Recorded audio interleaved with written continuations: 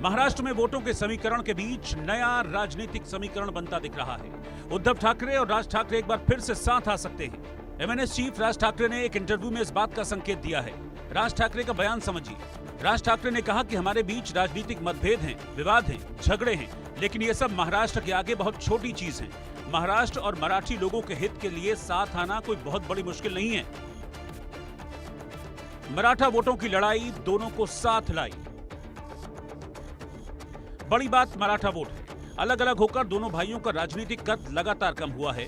MNS जहां न के बराबर विधानसभा सीटें जीत पाती है, वहीं 2024 के विधानसभा चुनाव में शिंदे की शिवसेना को 57 सीटें मिली। वहीं उद्धव की शिवसेना 20 पर सिमट गई। राज ठाकरे ने अभिनेता और निर्देशक संजय मांजरेकर के यूट्यूब चैनल पर कहा कि किसी बड़े मकसद के आगे हमारे बीच की लड़ाइयां छोटी हैं। इस पर जल्द ही उद्धव का भी रिएक्शन आ गया।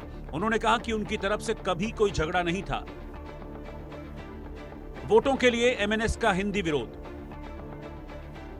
हाल में मराठी भाषा का समर्थन और हिंदी के विरोध में राज ठाकरे की पार्टी खुलकर मुखर दिखी है। कई हिंदी भाषी लोगों के साथ मारपीट की खबर भी आई। इससे राज ठाकरे की पार्टी ने मराठा मानुष को तवज्जो देने का संदेश साफ तौर पर दिया।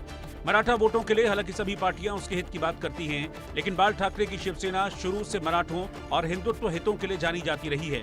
उद्धव ठाकरे को कमान देने के बाद राज ठाकरे शिवसेना से अलग हो गए, अपनी पार्टी एमएनएस बनाई। बाद में उद्धव के साथ शिवसेना भी बीजेपी से छोटी पार्टी हो गई।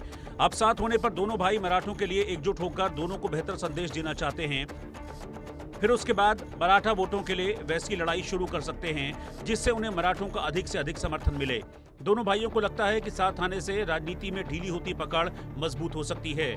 बहरहाल दोनों भाइयों के साथ आने की खबरें पहले भी सामने आ चुकी हैं, लेकिन ये हो नहीं सका है। इस बार बात कितनी बनती है, महाराष्ट्र और मराठा के लिए किन शर्तों पर दोनों भाई साथ होते हैं, ये देखने वाली बात होगी। Bureau report, India news.